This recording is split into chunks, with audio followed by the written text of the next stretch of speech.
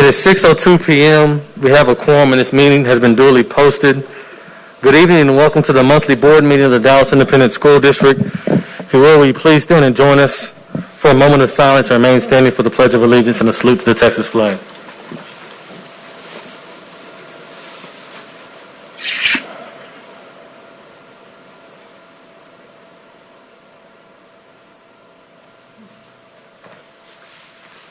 Pledge allegiance to the flag of the United States of America, to the republic for which it stands, one nation, under God, indivisible, with liberty and justice for all. Pledge allegiance to Texas, one state, under God, one indivisible.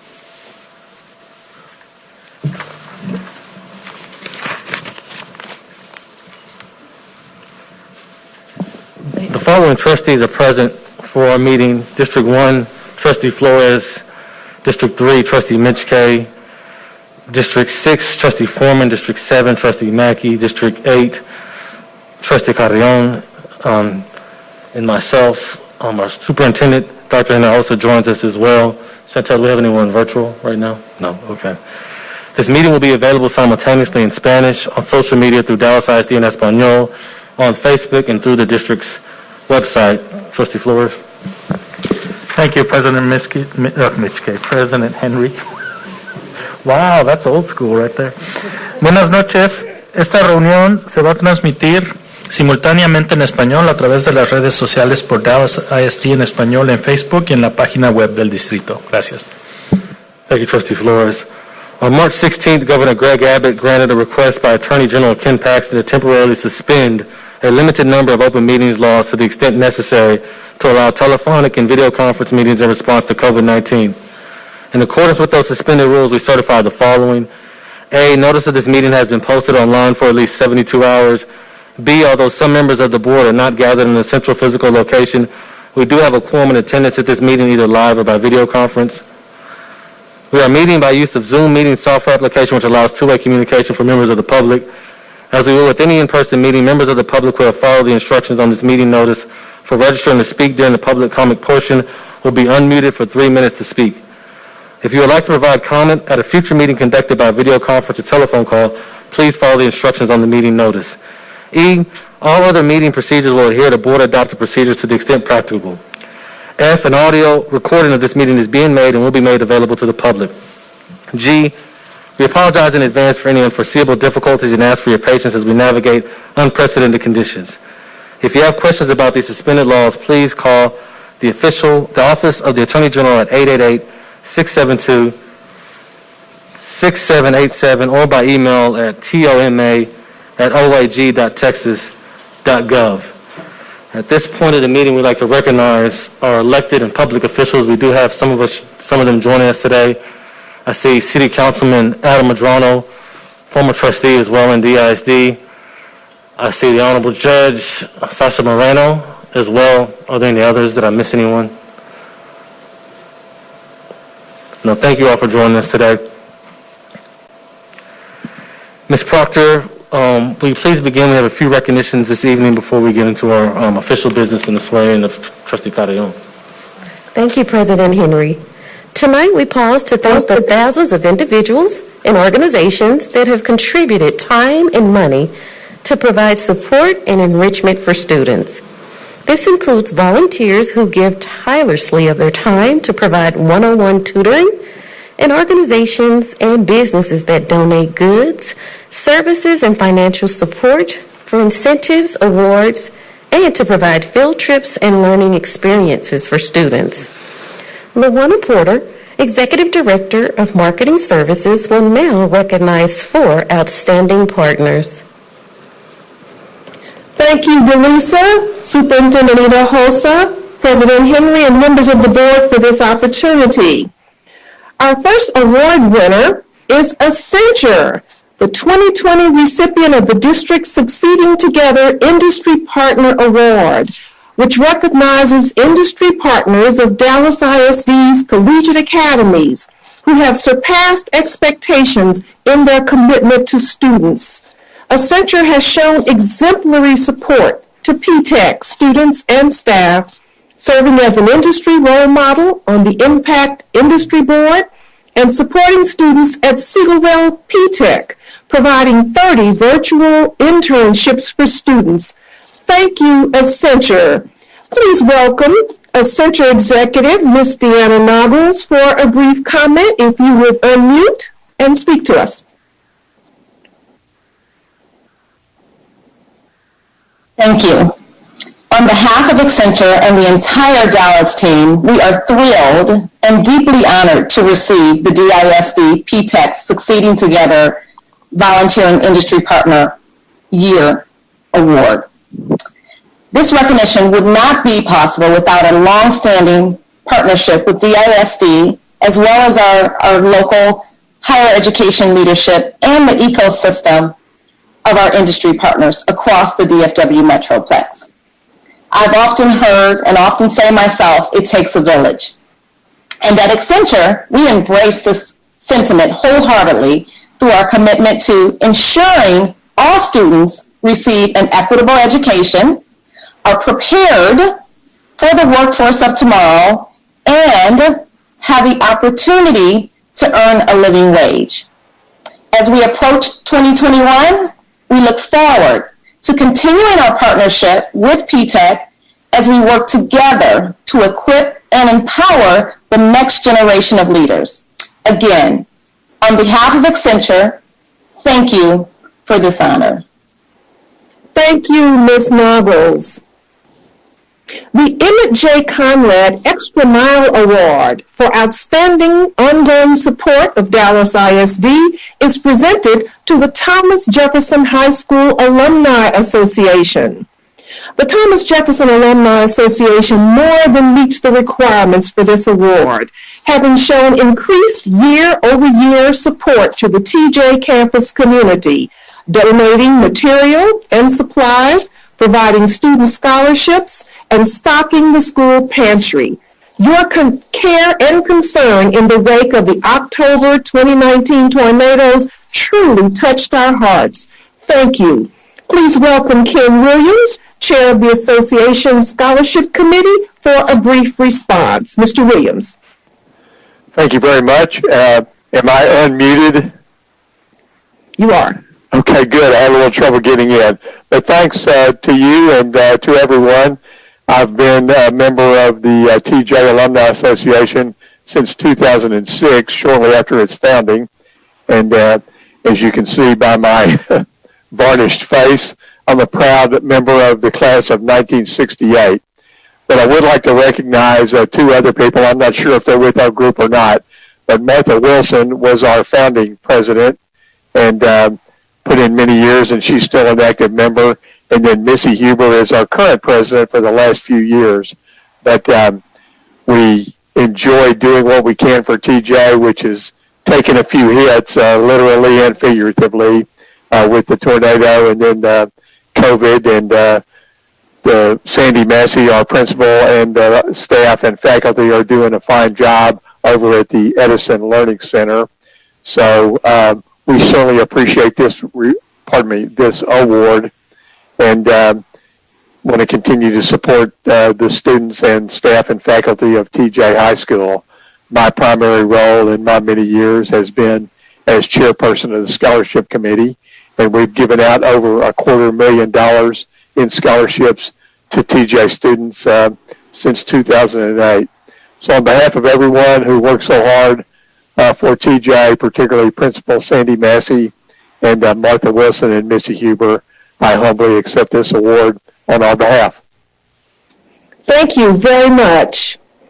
We are delighted to announce that United to Learn is the 2020 recipient of the Jean Fagadeau Leading the Charge Award, recognizing organizations who have served as outstanding education advocates and brought in others to enhance and enrich their partnership with our schools.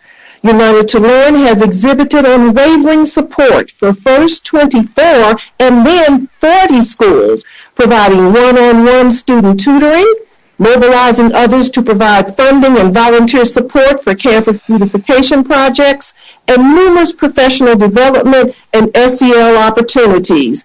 You also deserve thanks for your generous support for multiple families and schools in the wake of last year's tornadoes. We are grateful for the growth and depth of your engagement. It is my pleasure to introduce United to Learn CEO Abigail Williams for brief remarks. Thank you very much. Good evening, everyone. And on behalf of the entire United to Learn team, District Trustees, Dr. Hinojosa, thank you so much for honoring us with this year's Leading the Charge Award. We are a group of very passionate community members who share deeply in your mission to set every child on a path for lifelong success. We're mindful, though, of opportunity gaps felt by the vast majority of our students and perhaps limitations within our public school budget.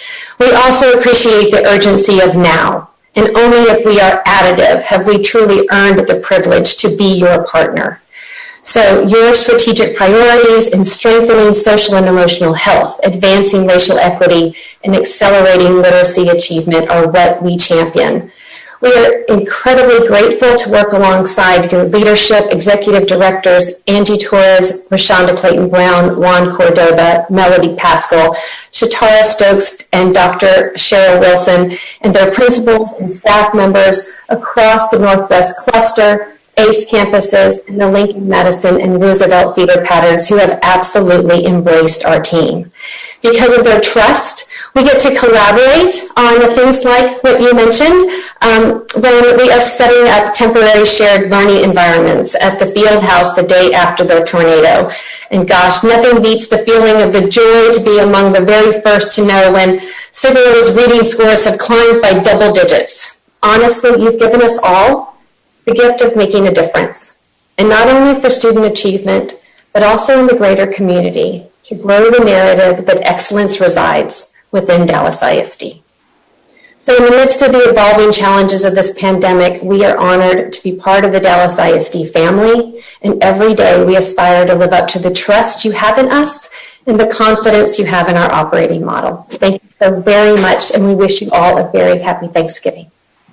Thank you so much. The final recognition this evening is for the Superintendent's Award, traditionally presented to an individual, business, or group that has demonstrated exemplary support on a district-wide basis, including volunteer service, special programs, funding, or a combination. This year's Superintendent Award winner is AT&T Performing Arts Center. For more than a decade, AT&T Performing Arts Center has made possible numerous opportunities for amazing arts and culture education and artistic experiences for Dallas ISD students at all grade levels. We especially acknowledge their innovative online arts programming shared with our campuses since we pivoted to remote learning. And here to share a few words with us is Jill B. Lewis, Chair of the organization's Education and Community Engagement Committee.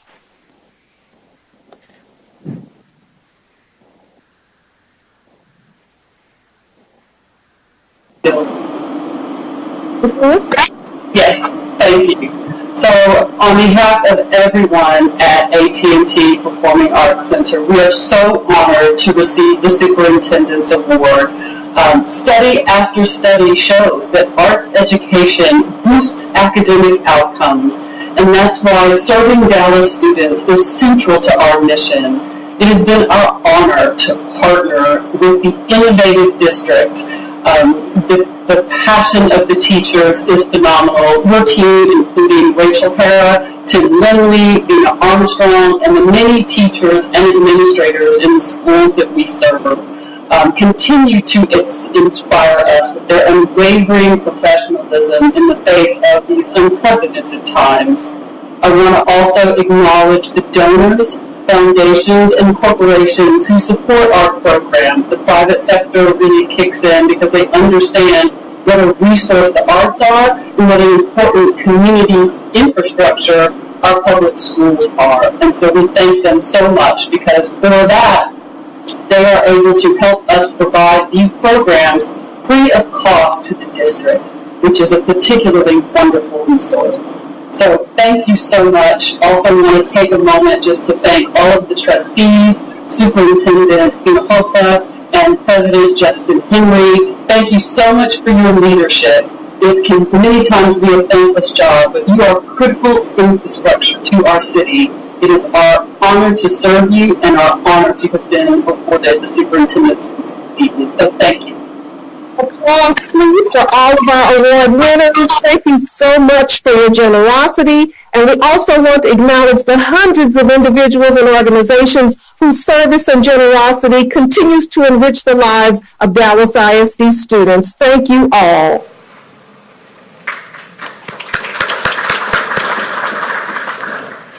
Thank you, Ms. Porter, and thank you to all our volunteers and partners.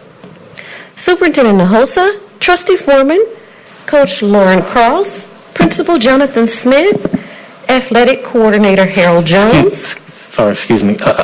Joyce was gracious enough to allow me to go first because Coach Mobley has a basketball game at 7:30. So, thank you, Joyce. Trustee Foreman. Superintendent Hinojosa, Sylvia Salinas, Executive Director of Athletics, Trustee Henry, Principal Marion Willard, and Coach Damian Mobley. Please come forward.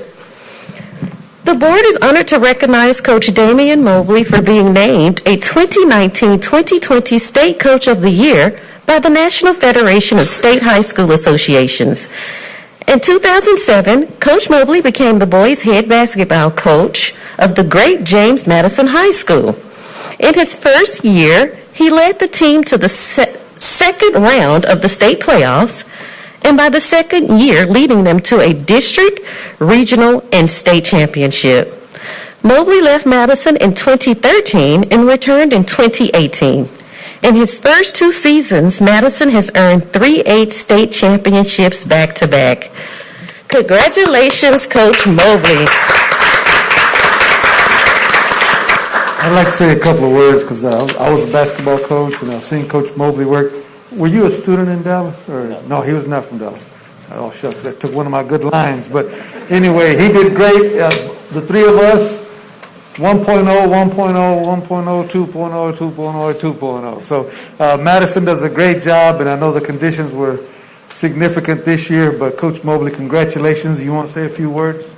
First of all, I want to thank Trustee Henry, the President of the Board, Dr. Hinojosa, AD, Ms. Dr. Salinas, and of course the great Principal Warren Marion Willard of great James Madison High School. And without them, none of this would be possible. Also my family, my wife, and just a supportive. It's just a special thing being a coach's wife. So, that's always a big thing, a part of my life.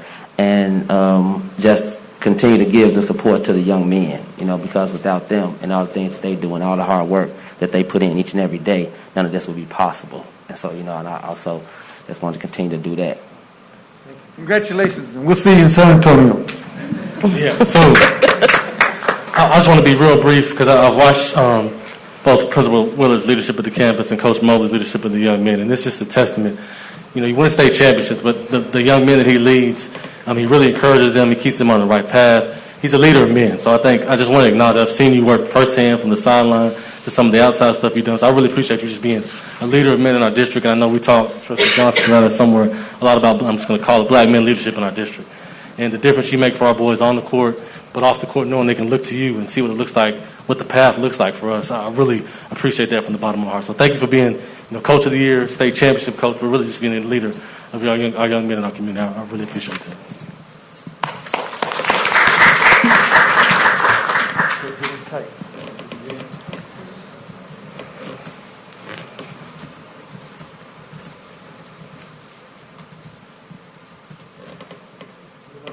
Superintendent Hinojosa, Sylvia Salinas, please remain standing.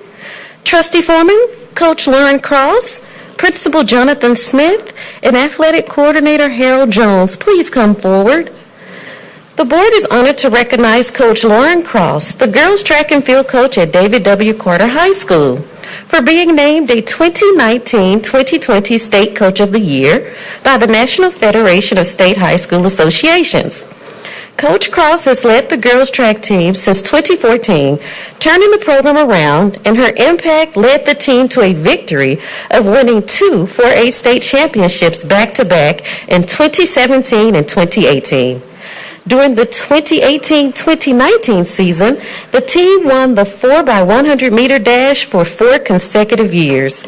Congratulations, Coach Cross.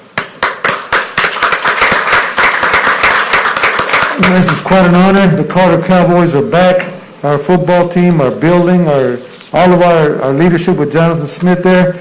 Congratulations. That's quite an honor. I'll give you an opportunity to say a few things.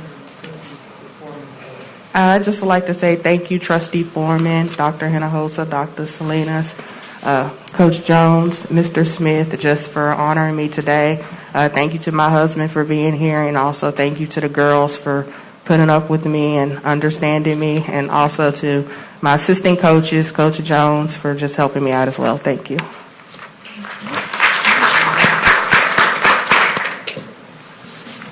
So, Coach Cross, first of all, I want to give you a dozen red roses because you are everything to us.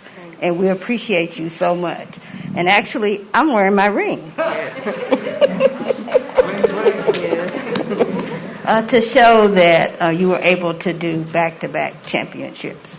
But I hate Coach Mobley is gone because in my conversation with you, you guys are the only 2 inner-city coaches that won this award. That is exceptional. And I want you to know how much we appreciate you. So I also have for you this plaque. Thank you. From me. Saying how much I appreciate what you're doing. Thank you so much. And I forced the principal to do that. Thank you. Thank you.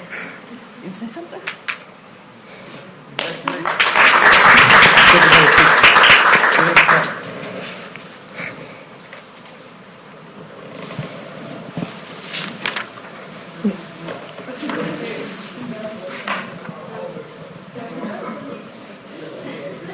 This concludes our recognitions.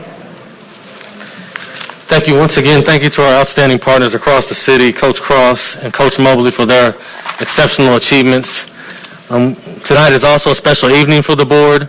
On January 23rd, 2020, the Board of Trustees called a general election in Districts 2, 6, and 8. February 27, 2020, the board adopted the order to cancel the May 2nd, 2020 general election for District 6 and to certify the unopposed candidate elected as of May 2nd, 2020.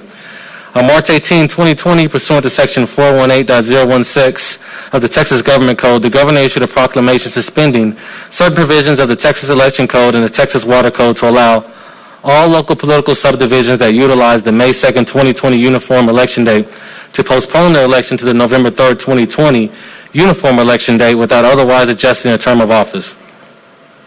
On March 26, 2020, the board adopted the order to postpone the May 2nd, 2020 election to November 3rd, 2020. And on November 3rd, 2020, a general election was held. A called board meeting was held on November 16, 2020 to canvass the election results of the November 3rd, 2020 election. As a result of the canvass, candidate George Foreman was unopposed to District 6 and candidate Joe Carrion qualified to receive the certificate of election. In District 2, no candidate received a majority of the votes cast. Therefore, a joint runoff election will be held Tuesday, December 8, 2020, between candidates Dustin Marshall and Nancy Rodriguez. It is now time for our ceremonial swearing-in presentation for candidate Joe Carrion. Mr. Carrion was officially sworn in on November 16, 2020. In December, Trustee Joyce Foreman and the winner of the District 2 runoff will participate in another ceremonial service during the December board meeting. Tonight, I will issue the certificate of election, and the statement of elected officer will be issued by the Honorable Councilman Ida Medrano, Mayor Pro Tem, City of Dallas, and former Dallas ISD trustee for District 8. And the oath of office will be administered by the Honorable Judge Sasha Moreno, Justice of the Peace. Joe Carrion, will you please join me at the front of the dais for the issuance of the certificate of election?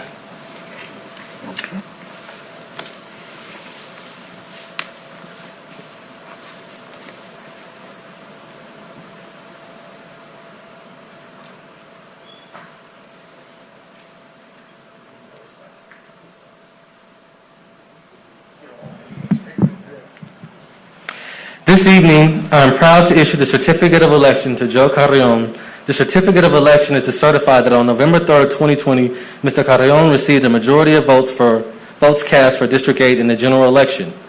With the issuance of this certificate, Joe Carrion is now eligible to qualify for the office of the Board of Trustees, District 8, for the Dallas Independent School District.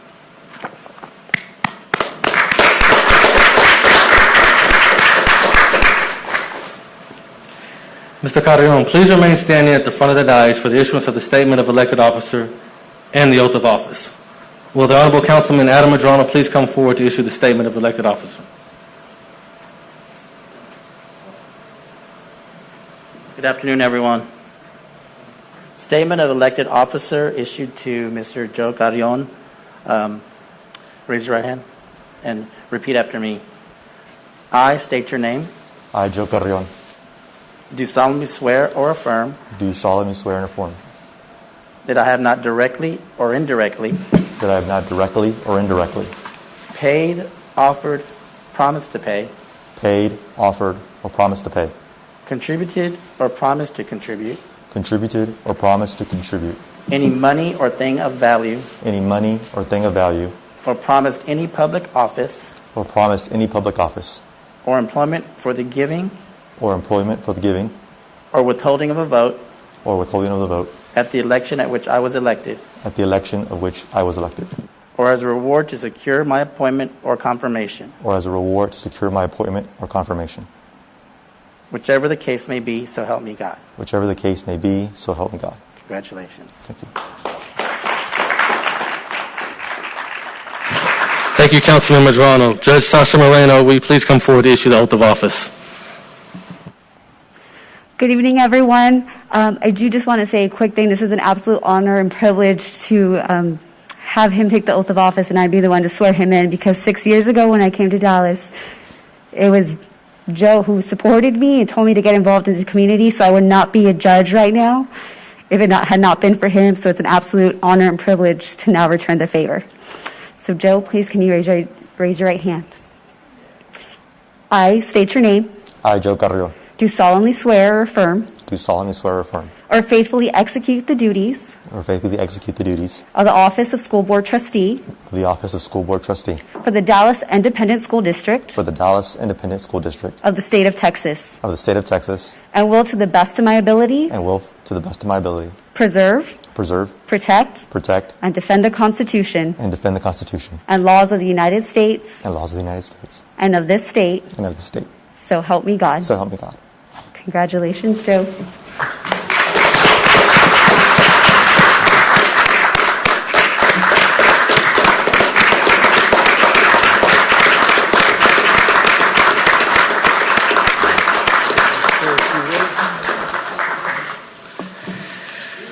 Thank you, Judge Moreno. Congratulations, Trustee Carrion. Ladies and gentlemen, please help me. Well, we just did that. Get off the screen. Also, on behalf of the board, I do want to thank Councilman Medrano and Judge Moreno for participating in this ceremony this evening. Trustee Carrion, as you take your seats, would you like to make any comments?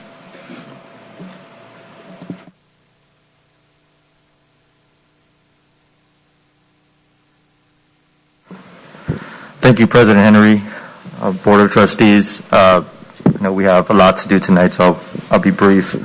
And thank you to everyone here in the Dallas ISD family who has helped me on board this week. Ms. Thompson, Ms. Gutley, you all did an amazing job helping me get ready to be here, be able to be here tonight.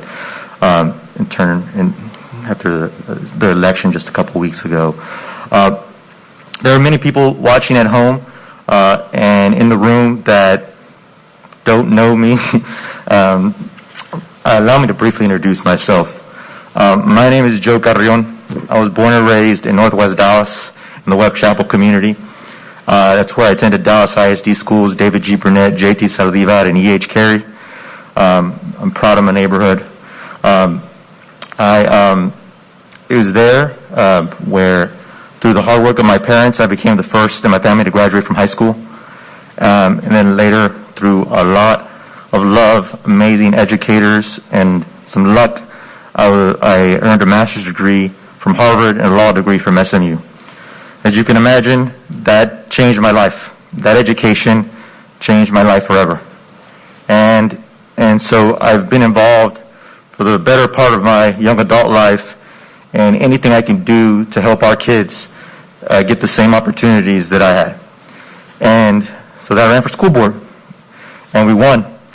And as those here at the table know, you don't do it by yourself.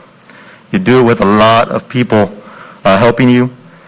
So to my Joe for DISD team, thank you so much for sticking with me. Daisy, for joining me on the ride. Anna, your heart and soul of this campaign, and for your friendship throughout. To trustees, Miguel Solis and Adam Madrano, former DISD District 8 trustees, thank you for setting the standard and for your friendship. Adam, showing me what it means to lead and be a community leader. Miguel, for being an excellent teacher and role model and mentor. I hope you're somewhere relaxing right now.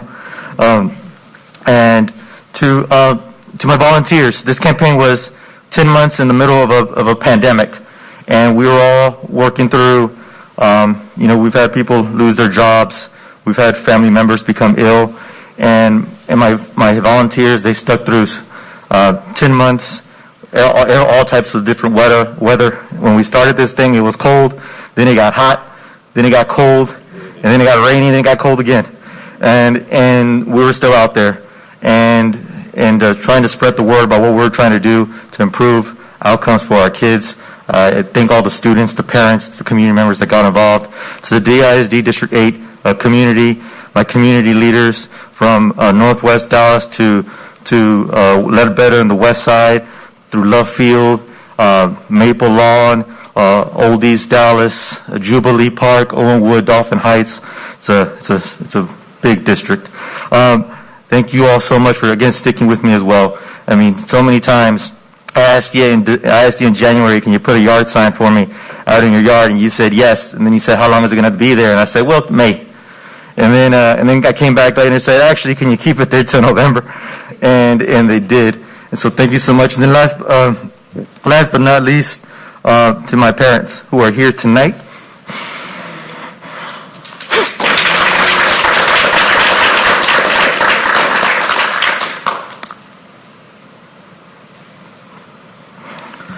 I'm not going to do this for every item on the agenda, trust me.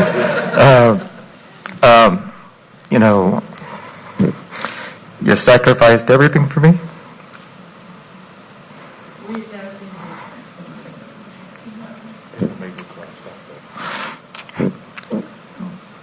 Thank you so much for every single time I wanted to do something crazy. You never said no. When I wanted to work in D.C., when I wanted to go to Harvard, when I wanted to do crazy things, you never say, we can't do that. And that's my message to our kids, too, in Dallas ISD. We're never going to say we can't do that. We're going to keep on pushing. And so I thank you so much for the support you've always given me. I've been able to try big things because I had a big safety net at home that was always there to help me and to support me. And so to the DISD, D8 voters, community members, I'm ready to get to work. Thank you for putting your confidence in me. I don't have the words I can't to express to you how honored I am, but I hope I show you through my effort here in the coming years. Board members, I'm ready to get to work. President Henry, thank you so much. Thank you all.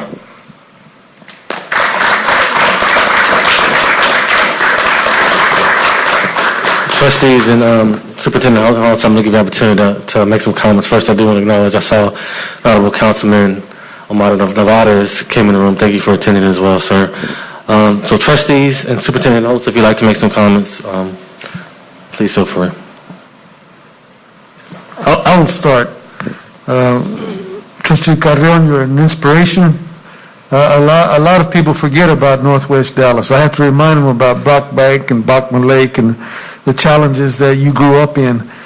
Just because you're north of I-30, a lot of people forget about you. And I think you'll be a great example. I knew a little bit about you, but when I saw you participate in an event, it was very inspiring. So we look forward to your great work. Congratulations and welcome. Trustee Johnson, thank you, Superintendent, also.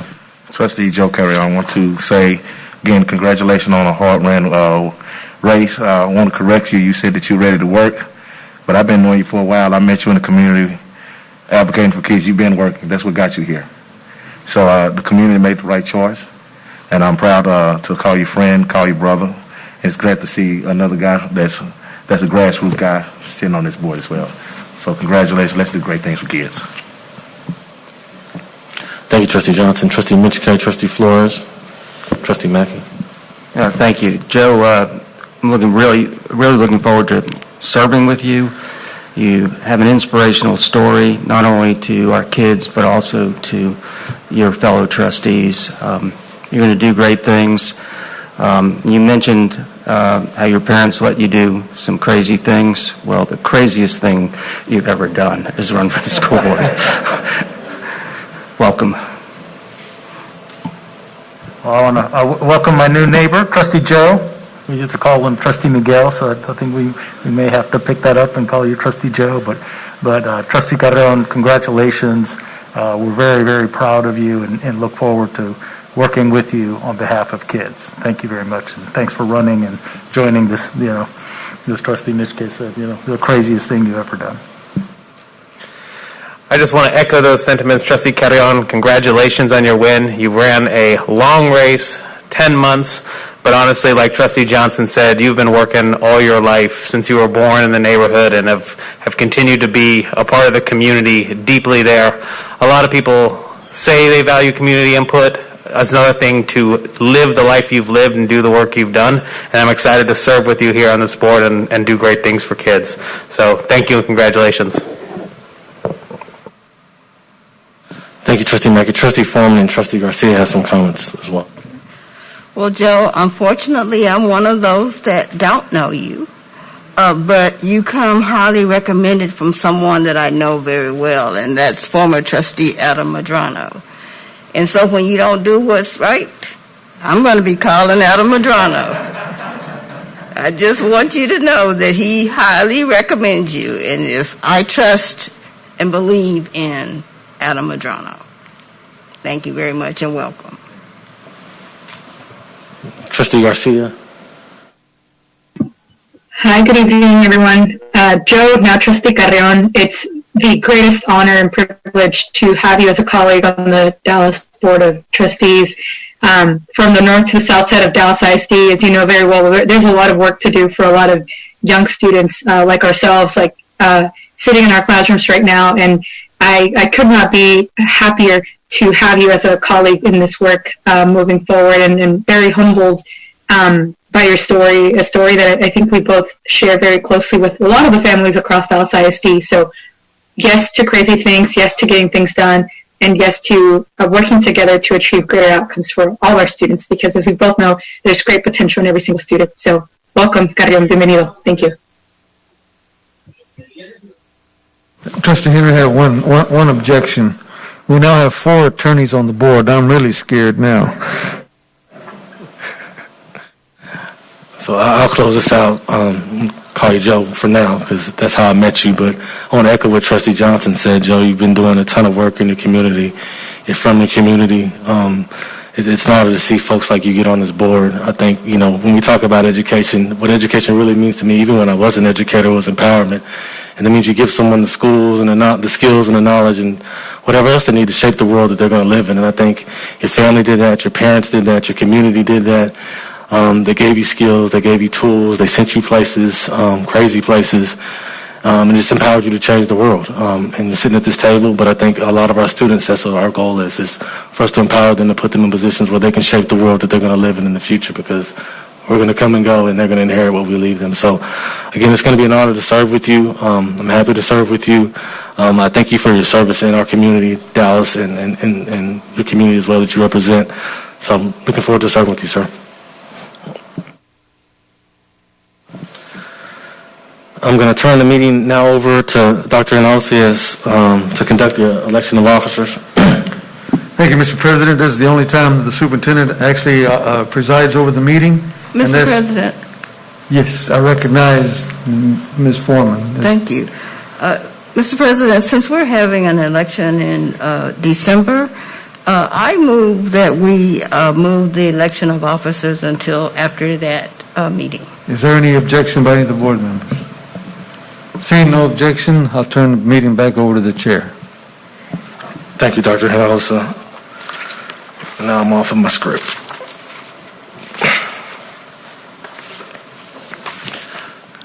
So we'll move our elections till after the December 8th election, which then we'll have the similar ceremony where we'll certify trustees and then have an election of officers. We're going to move on to section 3 of the agenda, which is the superintendent's report. Dr. Hinojosa. Yeah, Mr. President, members of the board, I have a very brief report. I do want to say that I finally was able to get back out to the schools. This week I was able to visit Lipscomb, Orem Roberts, and Bales. And I'm very excited to tell you what I saw was very inspiring. I know our principals are challenged and our teachers are challenged with everything going on around them, but I actually saw quality instruction in all 3 of those buildings, people working real hard, and I only saw 1 out of 1,000 students that didn't have their mask on. And so I think everybody is complying, and I'm really, really proud of that work that I saw this week in the schools. Second of all, the next 3 items are all the board had something big to do with it, and I'll mention very quickly. Number 1 is our education foundation that you put your trust in is delivering on all cylinders. I'm here very pleased to tell you that they have been out making connections in the community, and they are really raising money and raising awareness and raising public relations for the school district. So the Education Foundation is making you very proud. Third, I also want to thank the board because many of you had to get involved because the staff had to go radio silent on the bond election.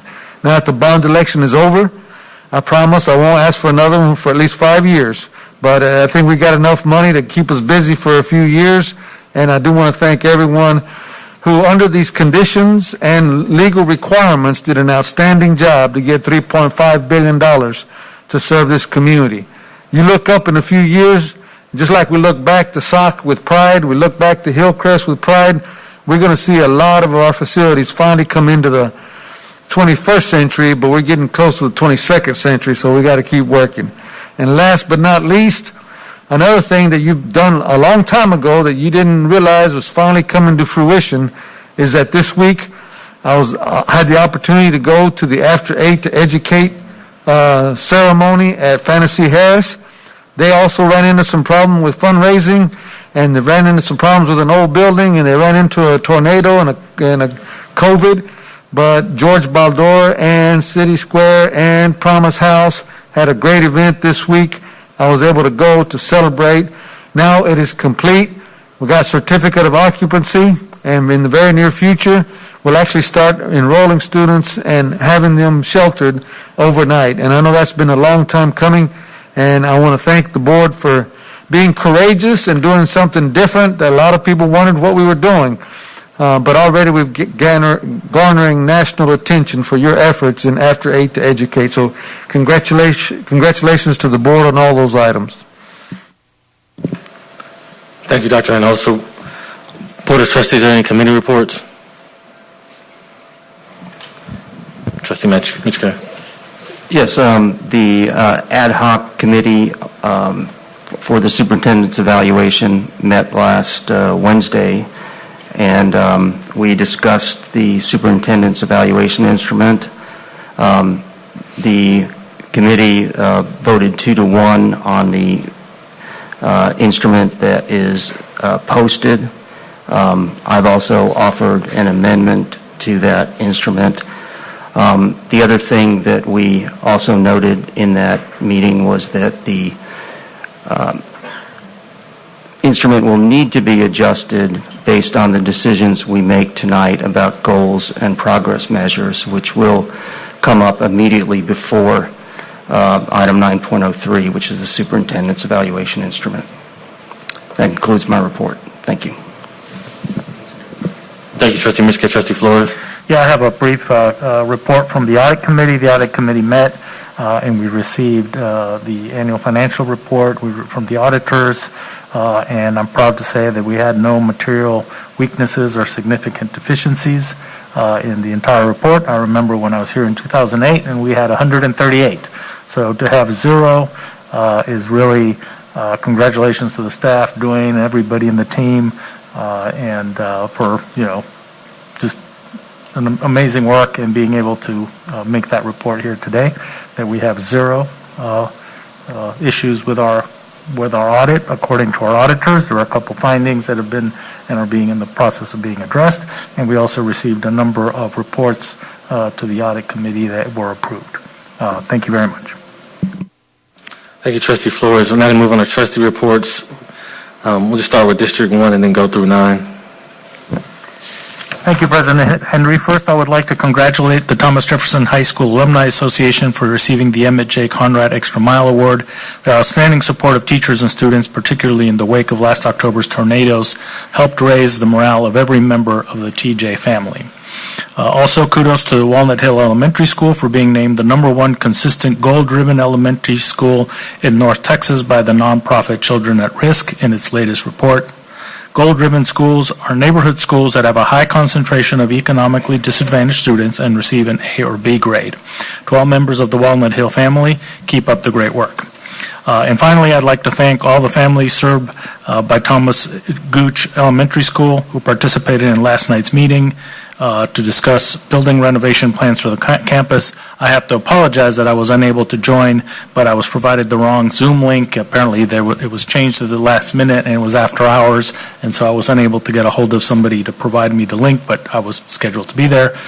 Your input is always an invaluable element for us to consider while thinking how to provide top-grade spaces for our students' educations, and that's my report. Thank you, President Henry. Well, I'll give the District 3 report. I would like to thank and congratulate Preston Hollow Presbyterian Church for being chosen as the outstanding faith-based partner for the work they did last year at Lee A. McShann Elementary School. Congratulations and a heartfelt thank you to finalists in this category, Friendship West Baptist Church, also for their work at McShann Elementary, and Park Cities Baptist Church for their work with Jack Lowe Senior Elementary School. The outstanding work that TD Industries and WRA Architects do regularly at Lowe Elementary School put both businesses on the finalist list for Outstanding Business Partner. District 3 truly appreciates your commitment. Volunteers are essential to the success of our schools and students, and I would like to personally thank and congratulate on behalf of District 3 2 volunteers who were finalists for the Volunteer of the Year for student support for their mentoring and tutoring of students. Linda Beckett at Larry G. Smith Elementary School and Marilyn Clemens at L.L. Hotchkiss Elementary School. Thank you, Mr. President.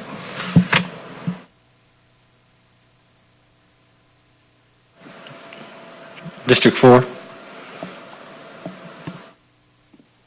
President Henry, I'm excited to share that the School for the Talented and Gifted and Pleasant Grove robotics team placed first in the VEX IQ Live Remote Tournament by the Robotics Education Foundation. Congratulations, students. Also, the Richard Lago Elementary School assisted a local community service organization with a Thanksgiving food drive.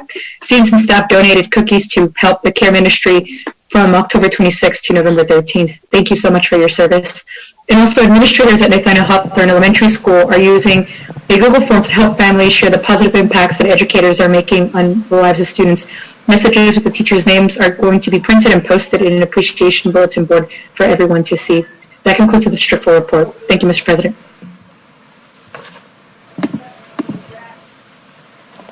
Thank you. District 5. I want to say happy Thanksgiving to all students, staff members, and families throughout District 5 and the entire district.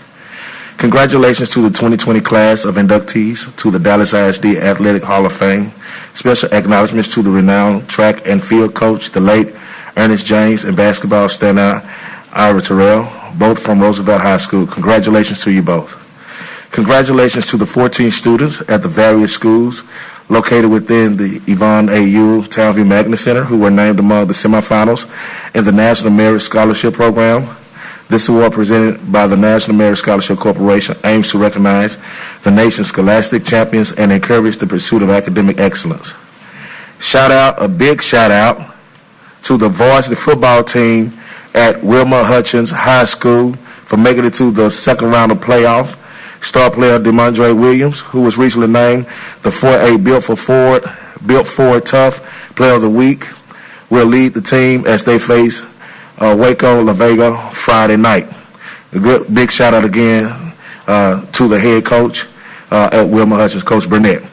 Again, kudos also to the ladies South Oak Cliff Golden Bears varsity volleyball team. They are headed to the playoff as well tonight versus Creekview.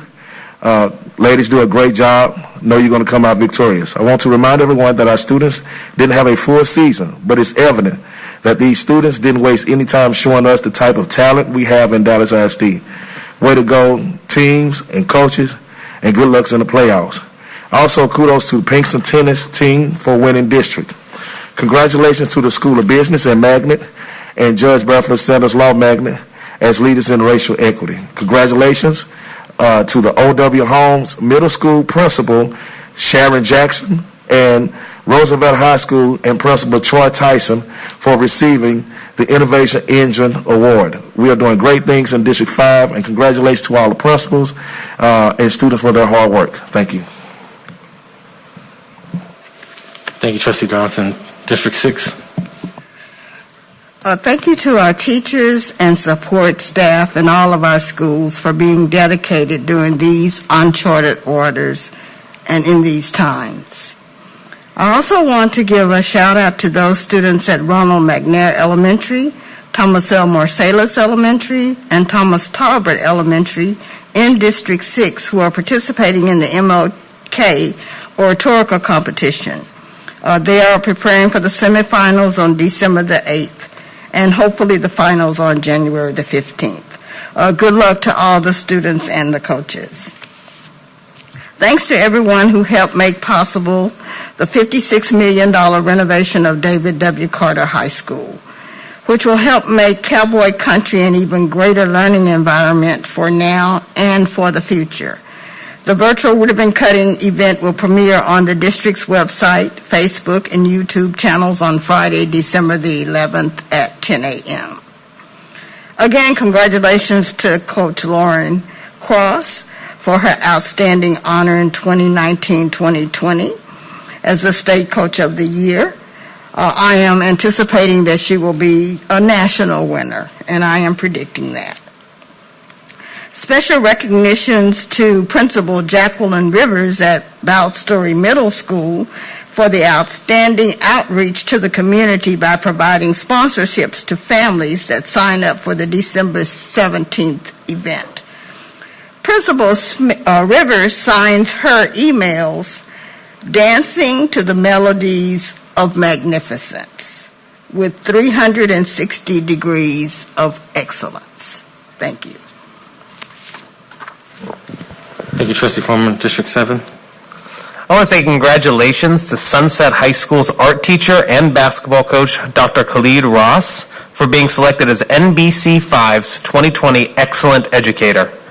SMU will award Sunset High School a $1,000 check for Dr. Ross's efforts in making himself available to students and taking time to educate them about resources and options beyond high school.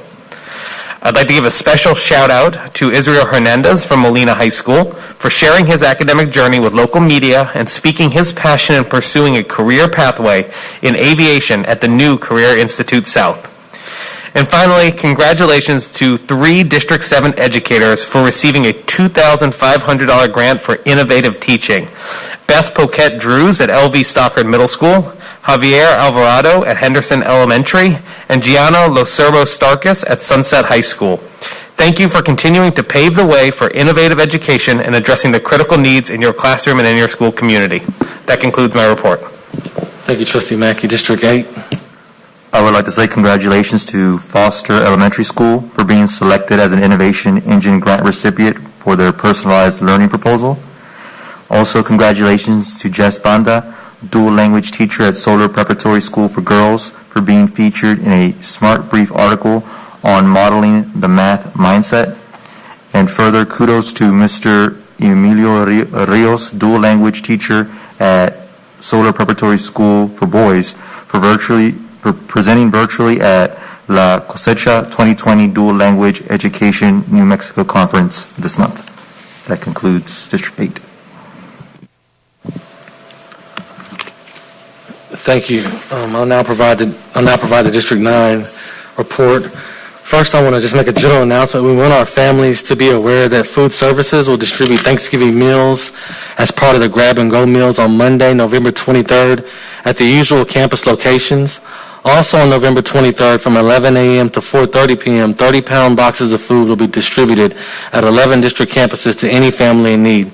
The donation comes thanks to the USDA Farmers to Families program and Fresh Innovations. The extra food distribution is open to all families. The following campuses will serve as pickup points: Bryan Adams High School, David Carter High School, Benjamin Franklin Middle School, T.C. Marsh Middle School, Joe May Elementary School, Moses Molina High School, Skyline High School, South Oak Cliff High School, Sunset High School, Wilmer Hutchins High School, and Young Women's Leadership Academy at Balk Springs Middle School. Now on the accolades, I want to give kudos to Principal Willard, who was here earlier, as the great James Madison High School stepped up and became the first campus to conduct the antigen testing to detect the presence of COVID-19 among student athletes. The tests were conducted to help assure parents that Madison is being proactive to keep our students safe, students and staff safe. Dallas ISD is indeed grateful to all of our district partners and volunteers for their ongoing support of our schools. In addition to the district-wide award winners who we recognize tonight, I also want to congratulate Volunteer of the Year for campus support Anastasia Bobilev for service as a role model and mentor to students at Irma Rangel Young Women's Leadership School. I also want to reiterate Superintendent's comments regarding Effort Aid Educate under the leadership of George Valdor in partnership with the Promise House, City Square, and SVP Dallas. I wasn't able to attend the event due to being in my daughter's practice.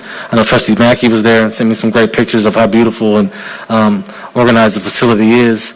I want to congratulations and good luck to the great James Madison football team, which plays Mineola in the second round on Friday in Princeton. Looking forward to that game and their continued success this year. I also want to give a shout out to Usick Elementary, who this week was awarded an innovation engine from our Office of OTI. The proposed model was IB, which Dr. Luss might have to confirm might be the first IB in District 9 pursuit of IB. It's not IB yet. I know it's a long road, but have to start somewhere. And I also want to give honor and praise to all our teachers and staff and educators throughout our district that are working in unprecedented times, but also to our Teacher of the Year and TAs at all of our campuses across the district, as I believe they were notified of that last week. So that will conclude the District 9, District 9 reports. Our agenda now calls for the public forum segment of our meeting. Ms. Grant, will you please call the speakers? Our first speaker is Judy Havelka.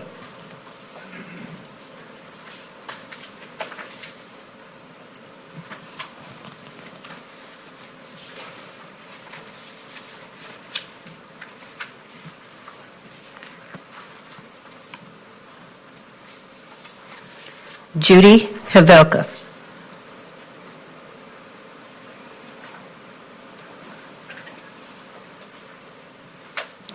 Our next speaker is Nancy Tien.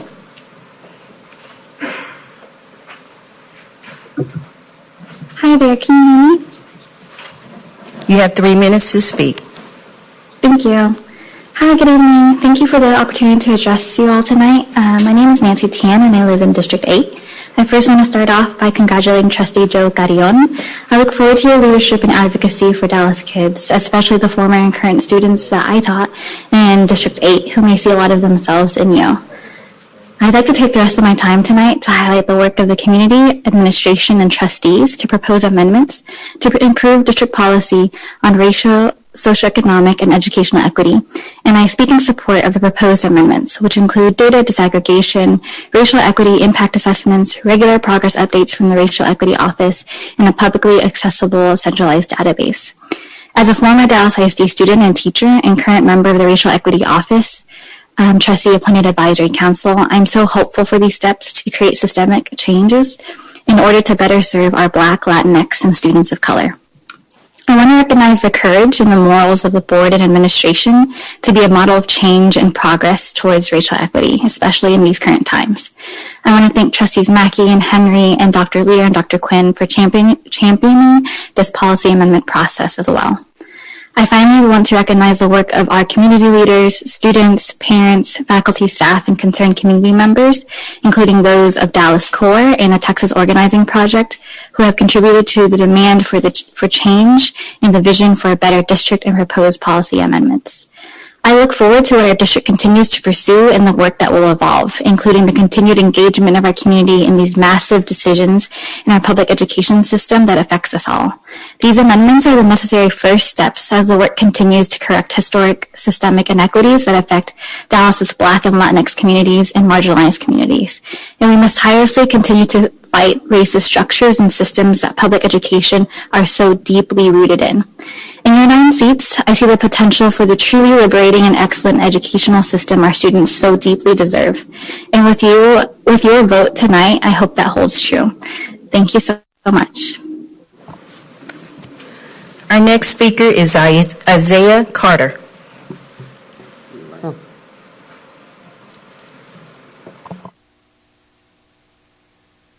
Okay. You there? You have 3 minutes to speak. Hi, my name is Isaiah Carter, and I'm a third-year teacher at North Dallas High School. As a Black educator, I knew the work before me would be monumental before I ever even walked into the classroom. I wondered whether I, as one Black educator, could genuinely make the impact I wanted for students who looked like me. I'm still in this work because after just a few years in the classroom, I know what my students are capable of as long as they have the tools they deserve to succeed. Although I know the true extent of my own influence in the classroom, I am here today because I also believe that regardless of individual good teaching, absent systemic change, our students will continue deserving more.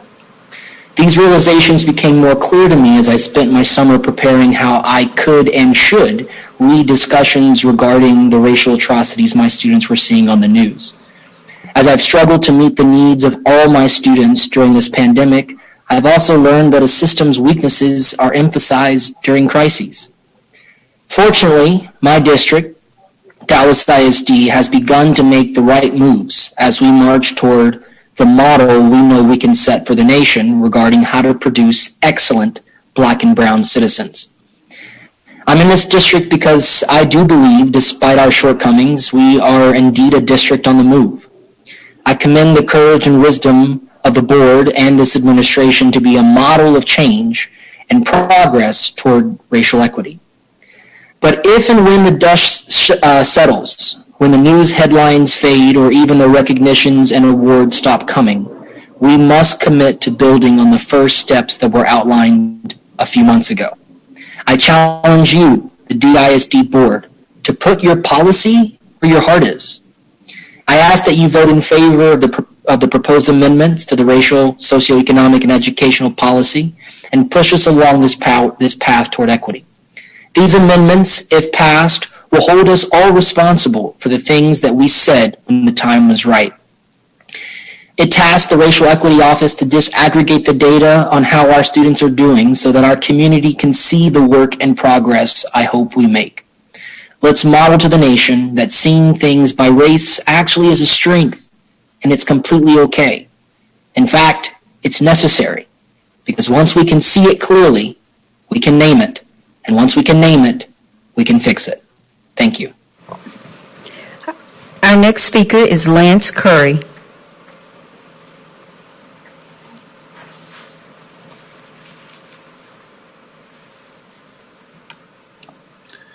Hello, this is Lance Curry. I thank you for the opportunity to come and speak today. I'm a parent of DISD kids, a fifth grader and a second grader at Dealey Elementary School. I also am the chair of Educate Dallas, and I serve on the board of Reading Partners. And I am very pleased that I'm the representative from District 1, where I live, to the trustee-appointed advisory committee to the Racial Equity Office. And I just wanted to take a moment to once again thank the board and its leadership and its continuing leadership related to racial equity issues and the way it continues to try to focus on addressing the systemic racism that is so prevalent in many of the different issues that we face. And I wanted to particularly thank the board for the proposed changes on the consent agenda, which I believe is item number 8.02, the changes to AEA local, which are again working to refine the racial equity policies for the district.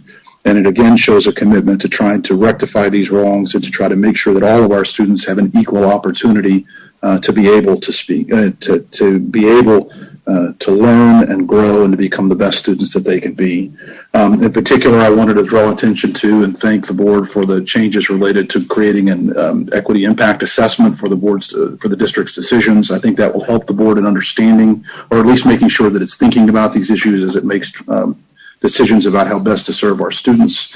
And I want to pay particular attention to the changes that I see at the end related to data tracking, which appears to track the data dashboard, which is one of the recommendations that the advisory committee made to the board earlier this year, making it more transparent to the community, the different efforts that the district is working on, and also the different challenges that the district is facing as it's trying to improve them. So once again, I simply thank you for your efforts. I'm excited about this change and look forward to continuing work toward these issues. And then finally, I have to thank Trustee Flores for giving me the opportunity to serve on the Racial Equity Advisory Committee. It's one of the great joys I have of being able to serve the community, and I'm really thankful for that opportunity. So thank you very much. Our next speaker is Luz Ruiz.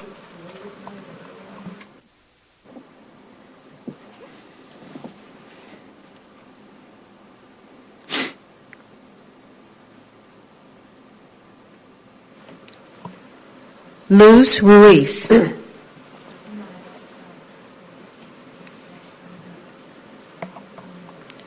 Mi hija, hola, buenas tardes. Hello, good afternoon.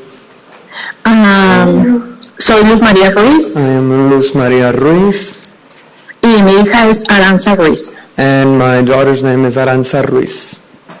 Ella asiste a la escuela Piedmont She Global goes to Academy. Piedmont Global Academy. Ella está en educación especial She's in special education en el programa FLS in FLS, y el grado 8. and she's in 8th grade. Ella ha tenido 4 caídas en la escuela. She's fallen 4 times at school. En una se ha roto un brazo On one fall, she broke her arm, y las otras 3 en el pie. and the other 3 falls, she hurt her leg or her foot. Su última caída fue ahora en octubre. Her last fall was recent in October, Se cayó en el salón de música and she fell in music class, y se golpeó la rodilla. and she hurt her knee. Todo esto pasa This has all happened because porque las personas que la the cuidan people that are taking care of her no hacen bien su trabajo. aren't doing their job very well. Yo soy una persona que trabaja I'm a hardworking person, y me he quedado varias veces and I've stayed many times cuidando a mi hija home so I can take care of my daughter de alguna caída because she fell, y no he trabajado. and because of this I have had to take time off work. La razón por la que estoy hablando So hoy the reason I'm speaking to you today es que ella necesita el cuidado is that she needs care. del 1 a 1 She needs one-on-one care en su escuela. at school. Y ya tengo años y años And pidiéndolo I've been asking for this for years and years, y no se le ha dado esa ayuda. and she hasn't received that sort of attention. Yo he tenido juntas y I've had juntas meeting after meeting, y mi hija and my varias daughter evaluaciones has had evaluations done, y no me resuelven nada. and I have had no answers. La verdad, estoy cansada de hablar Honestly, I'm tired of addressing myself before you con personas que no me ayudan and before people who aren't going to help me, a la necesidad de mi hija. even though my daughter has needs. Señor Hinojosa, Dr. Hinojosa, usted es el responsable you are responsible de que las escuelas funcionen bien. for schools to operate correctly. ¿Usted me puede ayudar? Can you help me? Y si las escuelas no tienen los recursos And if necesarios, schools don't have the resources that they need, denme los recursos para llevármela a una escuela privada. give me resources so I can take her to a private school, Y ahí tenga lo que ella necesita. so that there she may have what she needs. Díganme, por favor, Tell me, please, qué vamos a hacer. what we're going to do. Espero de todo corazón su ayuda I hope from the bottom of my heart that you will help me, para que mi hija no vuelva a tener otro so accidente that my daughter not have another accident más en su escuela at school, y que ella vaya and that she may a su escuela segura go to school safely, y yo estar and so that I may, segura de que la están and so cuidando that bien. I have for certain that she is being well taken care of. Es todo. Espero recibir respuesta de esta That's petición. all from me. I hope I get an answer for this request. Muchas gracias a todos. Thank you very much, everybody. Thank you. Our next speaker is Raina Honey.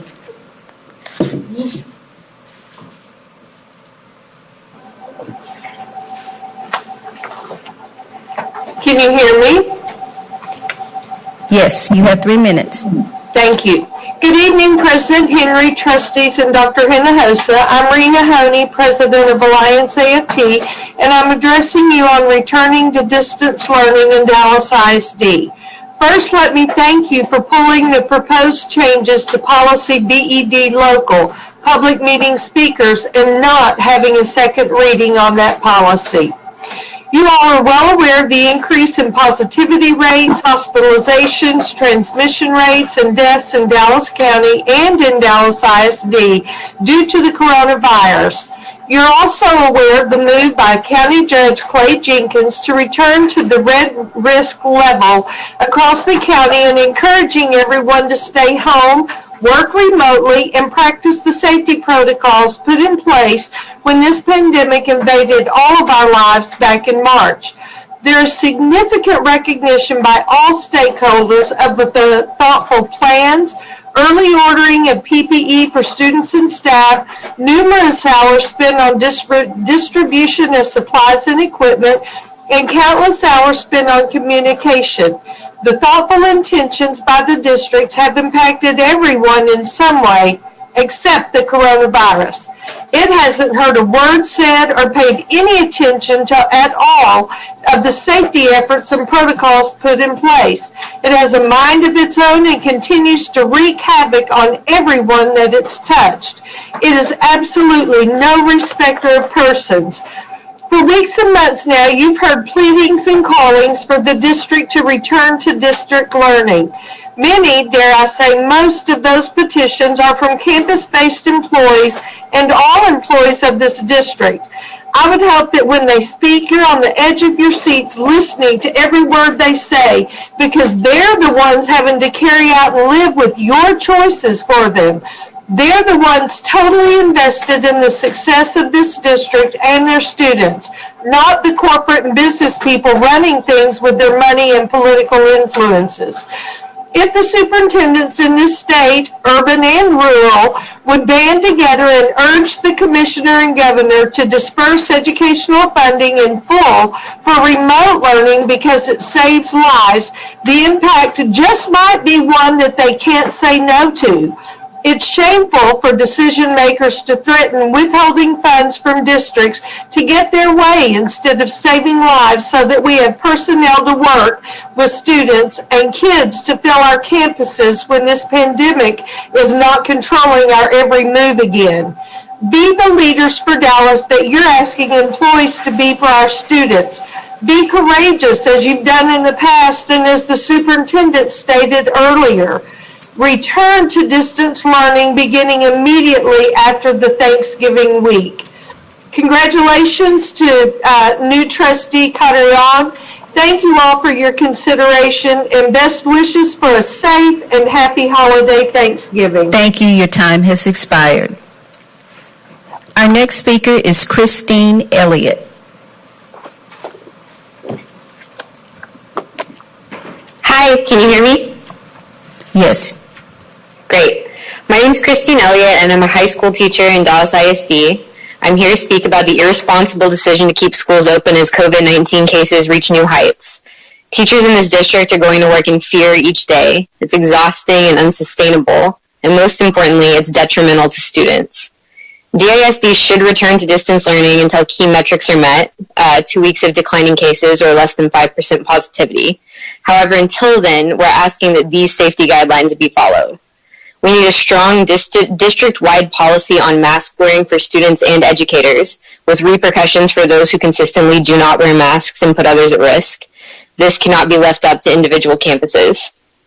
Social distancing on buses, in classrooms, and anywhere else on campus must be mandatory, not when possible. If the district can't ensure proper social distancing, we shouldn't remain open. And then finally, many virtual students still visit campuses for activities like athletics. All virtual students who go to campus for any reason should be logged for tracking purposes so that the cases can be separately reported via the COVID tracker each day. Again, I don't believe that schools should be open at all right now. But until we return to virtual learning, the district needs to deliver on the promises that it's already made to keep us safe. Thank you. Thank you. Our next speaker is Jackson Grilliot. Hello. Today, I received the regular staff news newsletter from DISD called The Beat. The Beat advertised to me an exercise series that would teach me to, as the headline said, quote, learn to relax, end quote. As well-intentioned as this might have been, I'm skeptical of how effective these exercises may be. It's hard for me to learn to relax when I personally have a blood disorder listed by the CDC as a serious risk factor for COVID-19. But I'm nevertheless forced to return to work in person to teach under unsafe conditions that could put my life at risk. My AWA was immediately denied within 15 minutes of me turning it into central office, though I have this disorder and at the time had a terrible virus already that was fortunately not COVID, but my doctor did not want me returning to in-person instruction. I am now in the classroom because it was denied. Today, the Dallas ISD superintendent, along with other area superintendents and nonprofit leaders, signed a letter to TEA Commissioner Mike Morath, urging him to cancel the A to F state accountability ratings for schools this year due to the extraordinary circumstances. It's a reasonable request. However, Dallas ISD has refused to show the same compassion for its teachers. It's hard for me to relax when I'm still under the extreme pressure of test scores and TEI evaluations that could affect my pay. The district has refused to hold teachers harmless under TEI this year, like they're asking the state to do for them when it comes to their own accountability ratings. It's hard to relax in the face of such cruelty and hypocrisy. It's hard to relax when I see that New York City, of all cities, is closing its schools because the city reached a 3% positivity rate. And then I see that Dallas County press release yesterday put our county at 15% positivity rate. And yet the district is encouraging more students to come back to school and put their lives and the lives of others in greater danger. I am supposed to relax as a student returns to school that is almost 7 months pregnant with a 2-year-old at home? I hope it doesn't even need to be acknowledged anymore, that we all know in-person learning is preferable to virtual in a perfect pre-COVID or post-COVID world. But in the current chaos, considering the daily upheaval, considering my regularly being asked to take in students from classes of teachers mysteriously missing, considering the fact that most in-person school is essentially virtual school but at a desk, well, not only is it not conducive Thank to you. Your learning, time has expired. Our next speaker is George Rangel. Hello, can you hear me? Yes, you have 3 minutes to speak. Good evening, President Henry, trustees, and Superintendent Hinojosa. My name is George Rangel, 334 Center Street, Dallas, Texas, 75208. I'm the Executive Vice President at Alliance AFT. Thank you for this opportunity to speak to you today. I am speaking on COVID cases at work sites and campuses. Because so much unpredictability now exists and is likely to continue, many more variables than usual are beyond an individual teacher's and support staff's control. The numbers in the county continue to rise in record-setting numbers every day. In the district, we are seeing the numbers go up and not being reported in the portal. We are certainly not working in normal conditions. I'm going to ask something of board members right now. Close your eyes and imagine the scenario with a child that you know and love in your family. Young parents send their 3-year-old child to pre-K class on Friday. The child comes home and plays with their parents and the 4-month-old sister.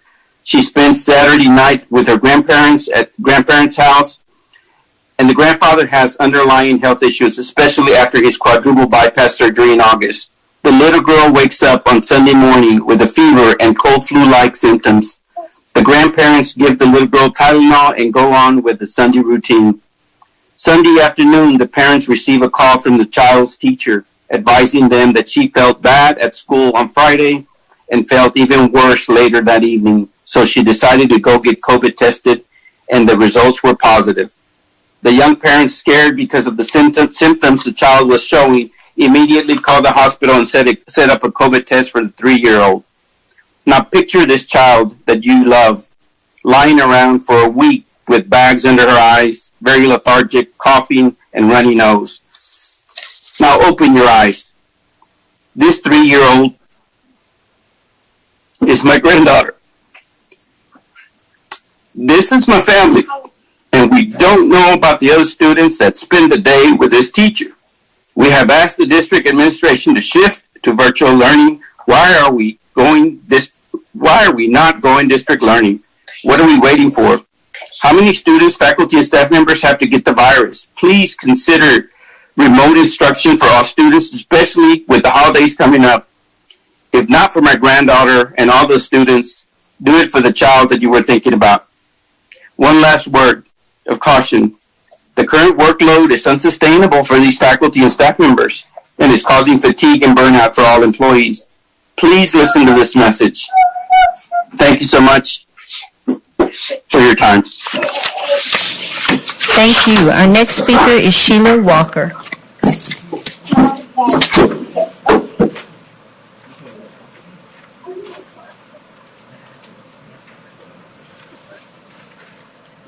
Sheila Walker. Hello? You have 3 minutes to speak. Yes.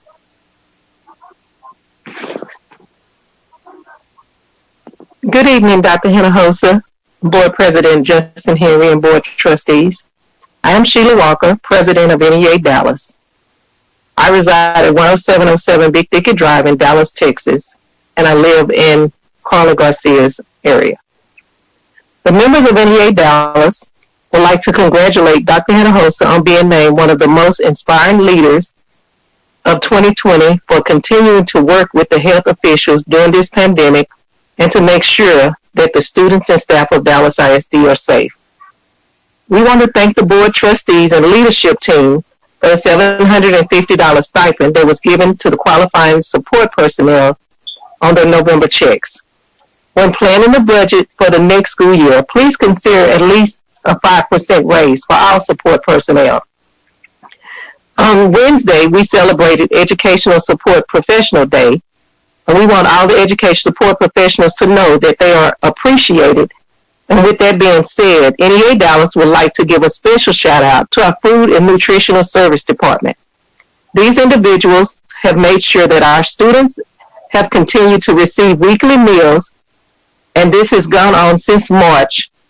And to the IT technicians that has held the district together with making sure that our students have been providing with technology by working tireless hours and going from school to school to make sure that technology is running well at each campus. I also want to thank our bus drivers and transportation, as they always put themselves in harm's way and making sure that our students are safe, but sometimes they're not treated as such. Special thanks to Mr. Sandoval and the transportation leadership team that responded so quickly with the COVID-19 testing site at Pat Rainey Lot and for attending our monthly meeting via Zoom.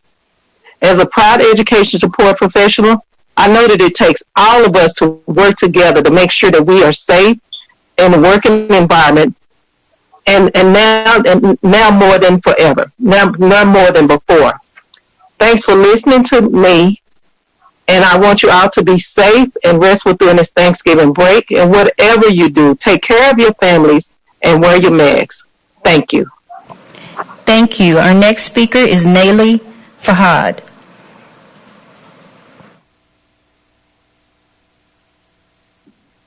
Hi, can you hear me?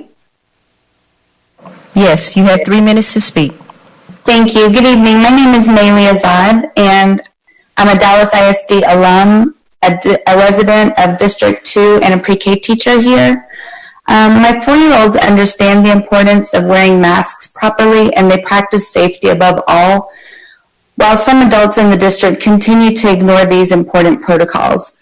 This failure to adhere to safety measures is reflected in the nearly 1,200 cases of COVID reported on the district tracker.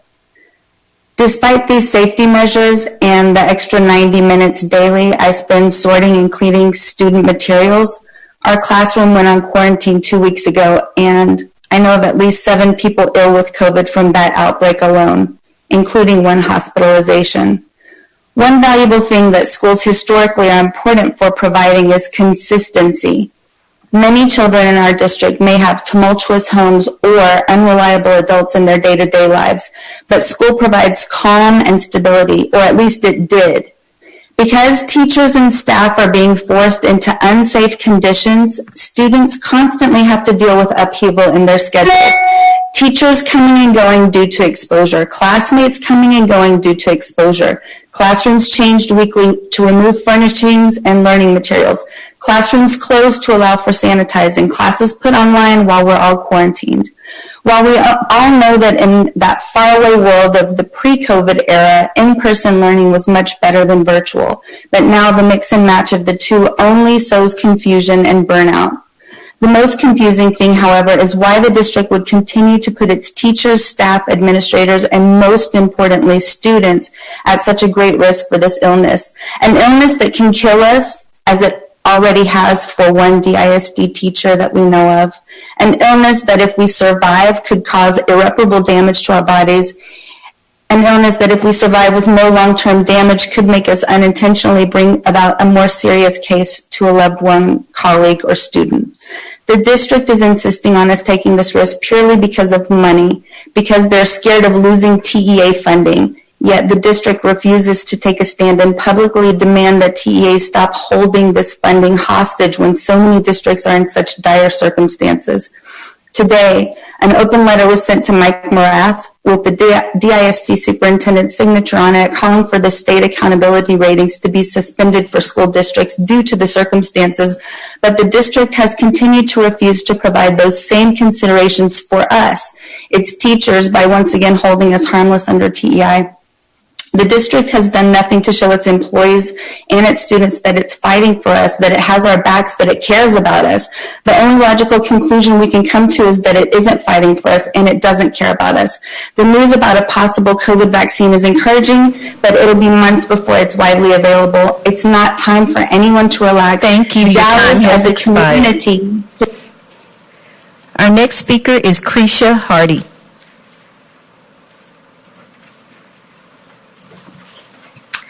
Good evening. My name is Krisha Hardy, and I am a high school teacher in Dallas ISD. And I come today to state my concerns as a teacher during a pandemic. As a teacher, I'm going to be evaluated, and a portion of my evaluation is determined by students' performance on standardized testing. These are the same students who may rarely join Zoom calls due to connection issues, family problems, or just not wanting to. The same students I'm begging and pleading to complete assignments to demonstrate their understanding, and the few students who have managed to overcome difficulties in these trying times and have proven to be successful, all 20 of them. The district should return to the hold harmless policy that was adopted in spring 2020 for teachers regarding TEI.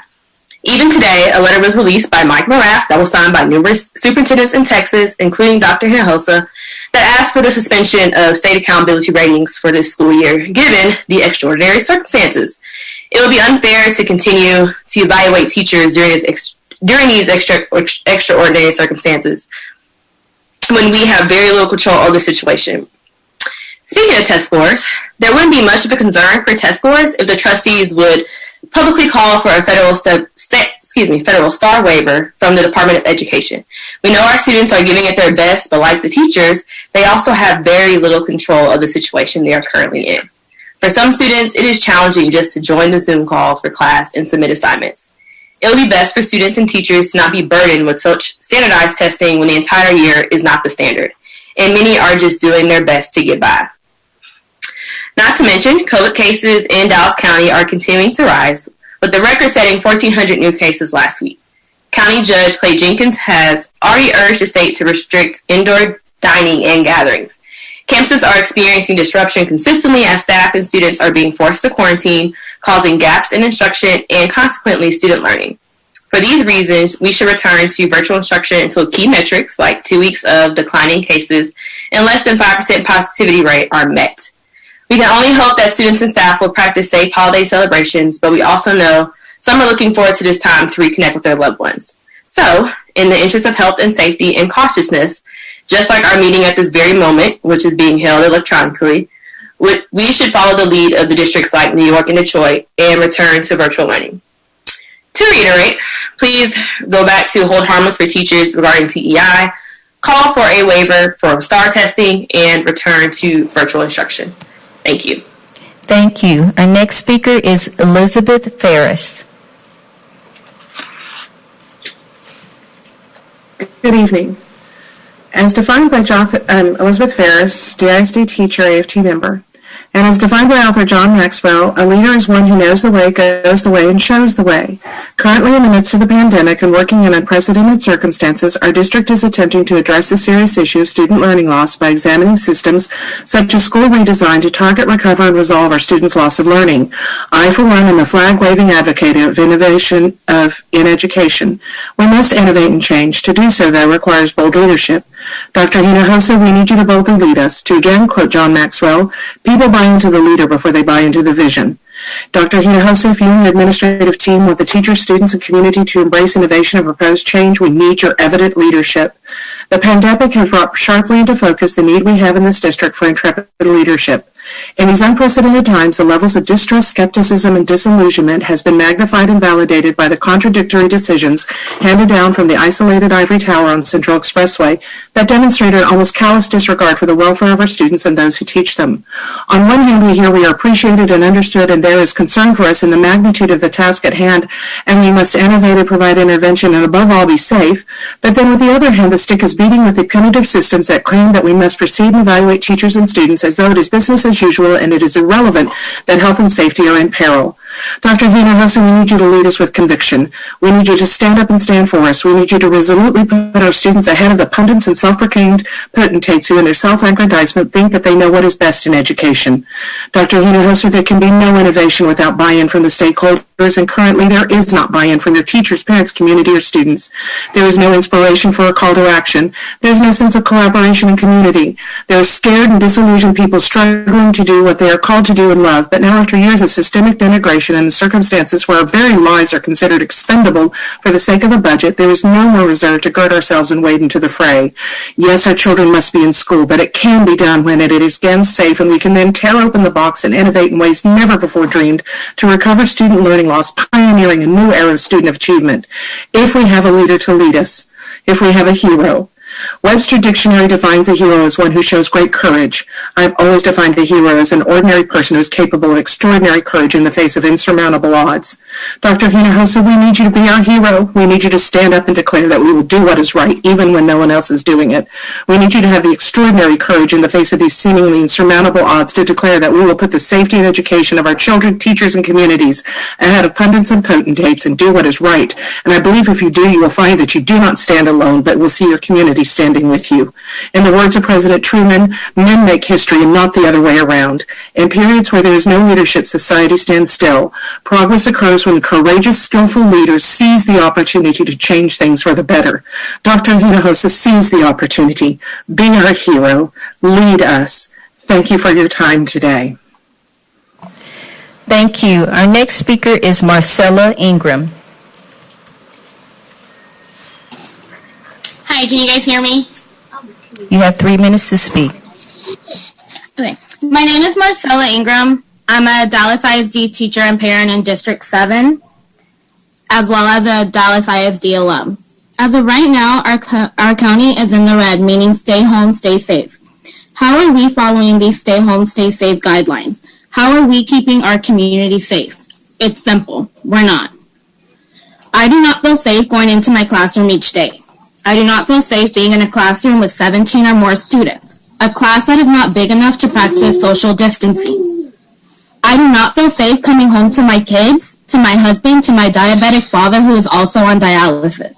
I do not feel safe at all. The people who all of you are depending on to ensure the academic success of DISD students do not feel safe. The district will bend over backwards to accommodate parents, giving them choices. Where were our choices? What choice did you really give us? I'll answer that for you. None. Not one. You gave us an ultimatum. No teacher who truly loves what they do come into this profession for the money. However, it is how we make a living. And for many of us, we are the biggest source of income for our families. So while the decision to come to work was not easy, it was a decision that was necessary. However, if the district was truly following the science and tracking data from the county health officials, it was a choice that as teachers never should have had to make. The anxiety that I already suffer from only continues to get worse when I have to wonder every day if today is the day I catch COVID, if today is going to be the day I bring it home to my family. We all are putting ourselves on the line to be here for our students. And you sit here and listen to us at board meetings and board briefings, and I wonder if you really hear us. Or is the sound of the money from the TEA louder than we are? While dealing with all of that, you are also asking teachers to give grace to students and parents while still hanging TEI, common assessments, power DOLs, ACPs, and STAR over our heads. Those tests are the last thing on my mind when I have students in 3rd grade who cannot read. Students who get sent home and are asked to return with a doctor's note or a negative COVID test and are allowed to walk back into the school with neither. How are we still being held to the same standards, but students and parents get grace? Why are teachers still being asked to have data walls, data charts, and student trackers for progress monitoring? What am I tracking? What exactly am I tracking? The number of days the student has been absent due to COVID? The number of assignments students have not turned in? The expectations that we were being held to pre-COVID were unfair. What you ask of us now is just outright insane. The expectations we are being held to now are unfair. Thank you. Your time has expired. Our next speaker is Ashley Fiamingo.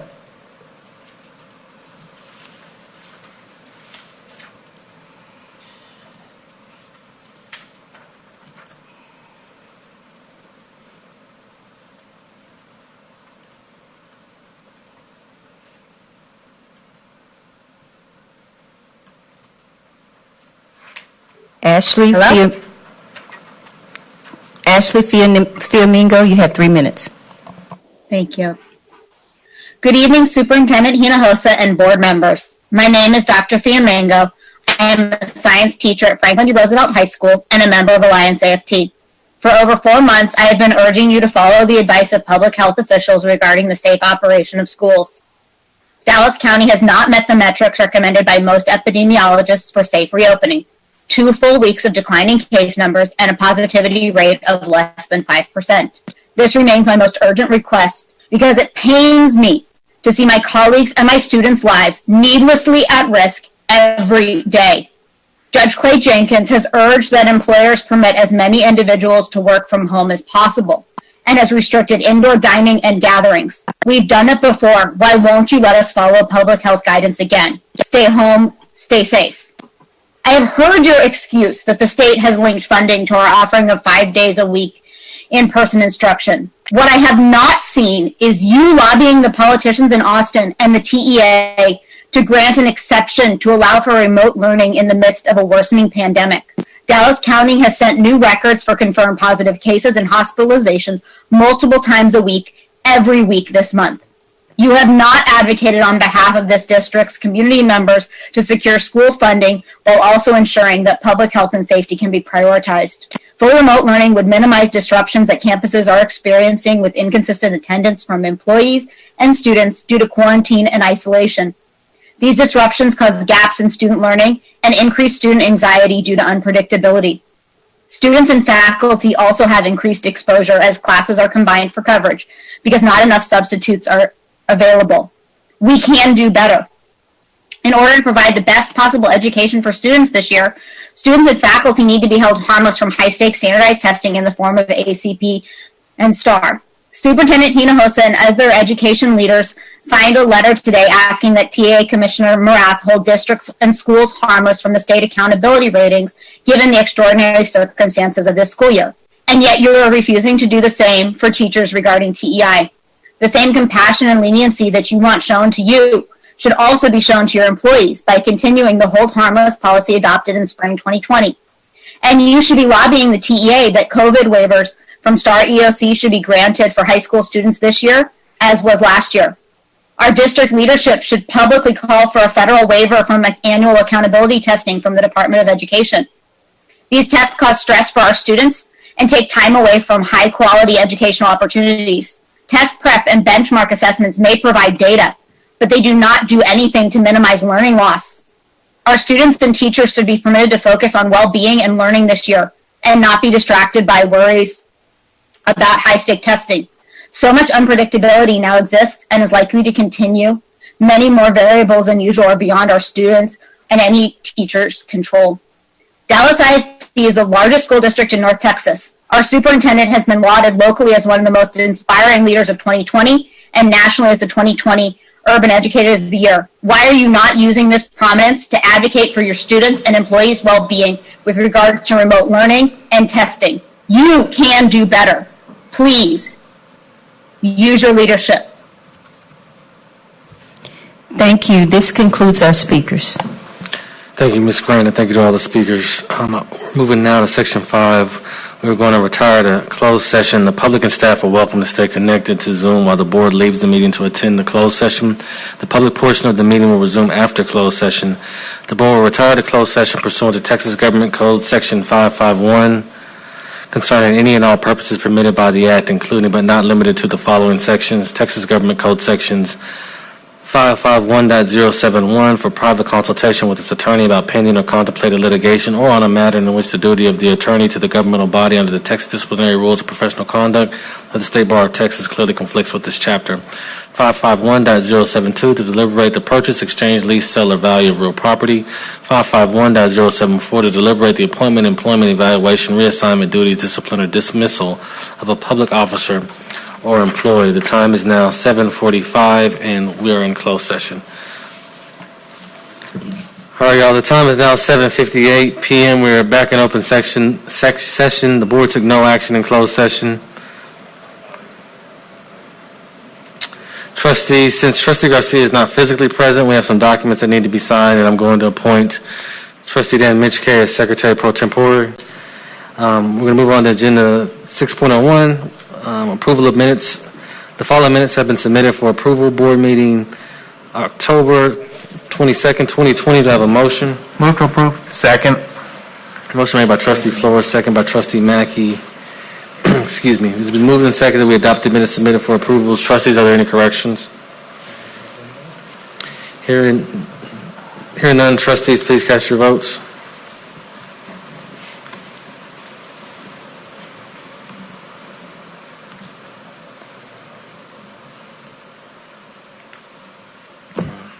Trustee Garcia? Garcia votes yes.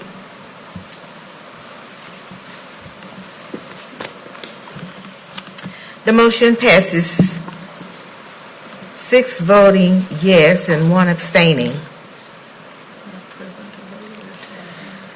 All right, trustees, we have one statutory item that we need to take action on. Sorry. To adopt a resolution ordering a joint runoff election to be held on December 8, 2020 for the purpose of electing a member to the Board of Trustees of the Dallas Independent School District in District 2. Do I have a motion? Move to approve. Second. Motion made by trustee Flores, second by trustee Mackey, to adopt a resolution ordering a joint runoff election to be held December 8, 2020 for the purpose of electing a member of the Board of Trustees of the Dallas Independent School District in District 2. Trustees, is there discussion? Seeing none, trustees, will you please cast your votes? Trustee Garcia, will you please make your vote audible? Garcia votes yes.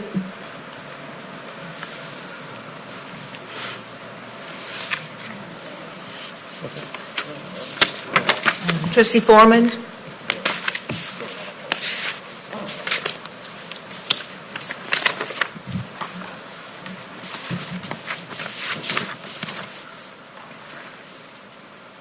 The motion passes 8-0.